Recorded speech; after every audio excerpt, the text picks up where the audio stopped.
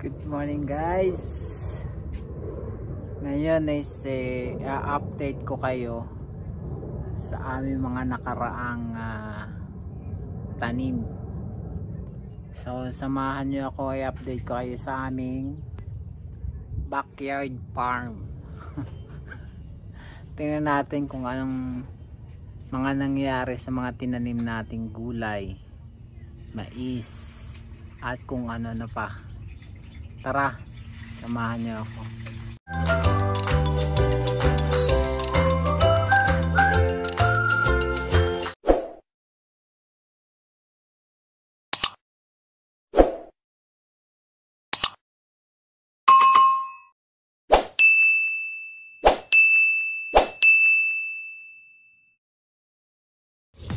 Ayan guys, so yung tinatawag na cherry tomato. Kita nyo yung bunga, ang dami. Ganyan lang siya guys, kaliliit. Bunga na siya. So ginagamit yan pang salad lang. Kaya kung masipag kayo, pwede kayo magtanim sa inyong backyard kapag ganitong summer. Tapos dito naman yung mga okra. Ayan, nabubuhay pala yung okra dito sa Canada. Ayan na siya, oh. So ang gaganda na niya. So meron na siyang maliit na bunga. Ayan, oh. Diba? So yung okra, araw-araw yung bunga niya. Tingnan natin sa gilid dito, oh. Ayan. Dito merong, kita nyo yan, oh, napakataas na ng puno ng kamatis. Yung pinakita ko sa inyo dati, napakaliit pa niyan. So ngayon, ayan, oh, may mga bunga na siya. Ayan, ang dami, oh. Tapos eto naman yung mga talong. Ayan. So hindi namin alam kung bago mag winter ma-produce na siya ng mga bunga.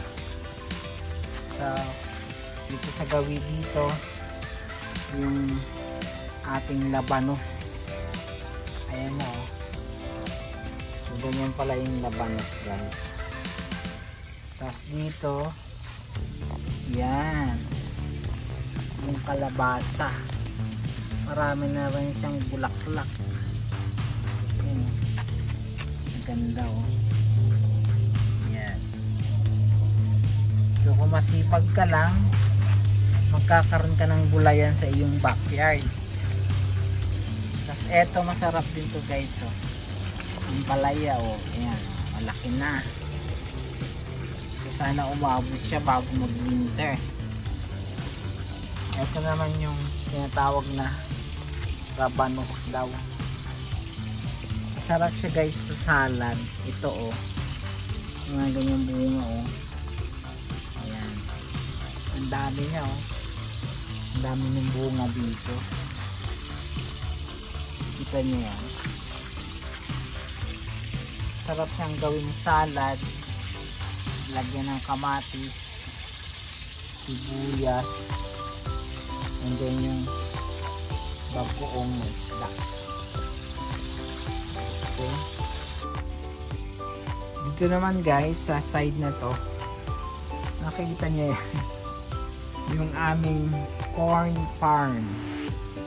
Ayan. So nakikita nyo, meron na siyang bunga. Ayan. So medyo maliliit pa lang siya. Ito, oh.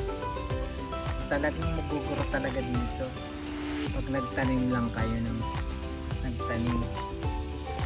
Ayan, oh. So bali meron kaming 2, 4, 6, 8, 10, 12, 13, 14 na na puno niya. Puno ng corn o puno ng mais. So, Ayan na siya, oh. Diba? Yung bunga niya, oh.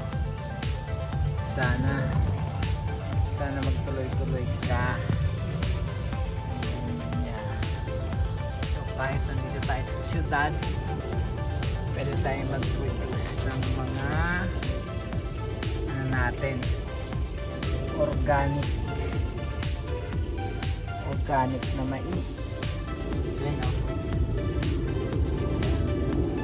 So, tapos dito ngayon lang talaga ako first time. Ganito pala ang puno, guys. Ito na yung puno ng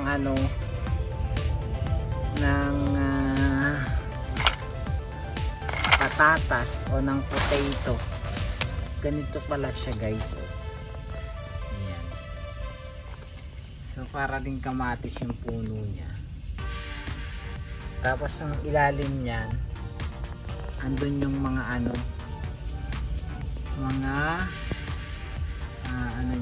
laman. So maglalaman na siya. So pag namatay na yung stem, ibig sabihin pwede nang bunutin. So tinanim ko lang yan, guys, sa sa pot na yan. 2 timba. So yan yung ating puno ng potato. That is potato. Dito naman sa gawin dito ay yung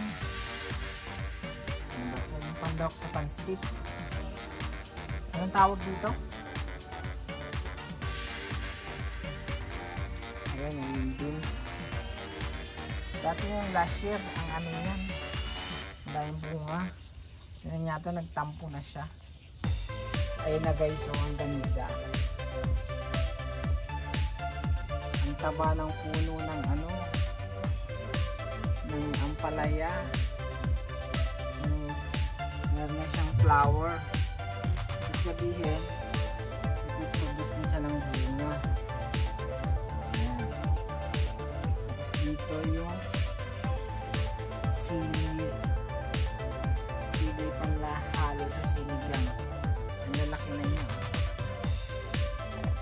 Tapos yung sitaw, string beans. Tapos dito yung ang taba talaga ng ng kamatis. Imagine that, ang taas ang puno niya. So marami na rin siya. Tapos dito sa gawi dito, guys, ayan na yan. Puno na rin siya ng halaman. Garden na ulit siya, ang lalaki. Ang dami na niya, diba? Unlike before. Kita nyo. Higiging ganyan lang yan, guys, kapag summer na. So ngayon ay August, matatapos na yung summer. So dandahan na siyang mawawala ulit. Tapos ito yung mga puno ng nyo yan, oh. Yung aming tomato farm. Ang dami niya, no. Ang taas na niya. Grabe. So meron na rin siyang mga guys, mga bunga. Ayan, oh. Ha? Ang taba-taba talaga ng kamatis. Ayan, oh. Diba? Ang dami na yung bunga. Oh. Ang taba ng kamatis. Ito na yan sa likod bahay namin, guys. Ayan, oh. Ayan siya, oh. Ayan. Ang mga kamatis. So as I said, kung masipag lang kayo, kung mayroon kayong small backyard, so pwede kayong mag-produce ng mga gulay kapag ganitong summer dito sa atin sa Canada. So ayan, ganda niya. Imagine ang taas ng kamatis, oh. Yan lang siya, oh. Yun. Ang taas niya. Grabe Grabe siya guys, ang taba ng kamatis. Napakataba ng kamatis na to. Last year ang dami rin namin kamatis. Dami nga namin may pamigay eh.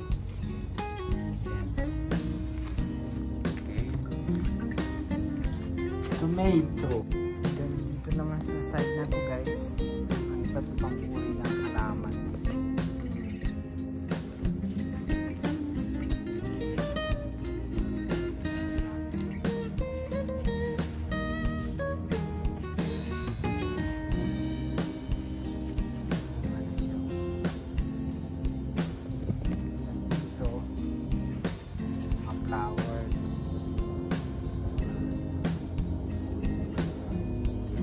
Guys, dati yung pinakita ko sa inyo, nakatatandaan nyo to.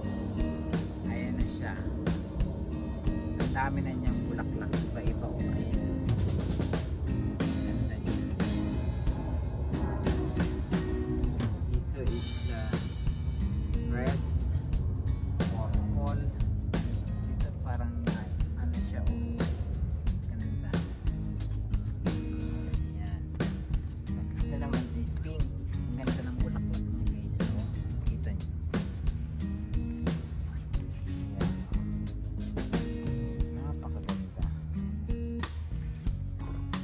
Napakagandang bulaklak. Diba? Dito. Yan. Dito. Yan. Yung backyard namin guys, punong-puno ng halaman yan. Ganda o. Kita nyo yan.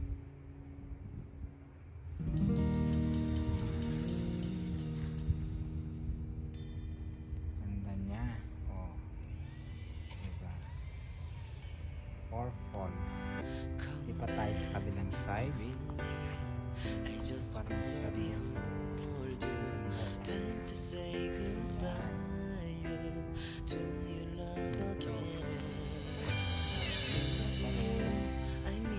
update lang tayo guys.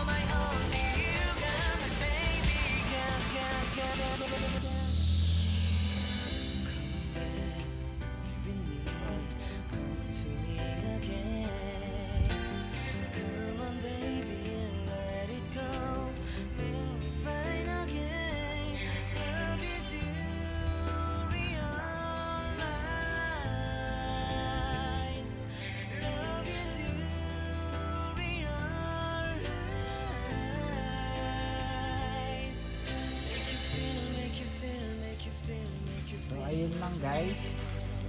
Thank you for watching.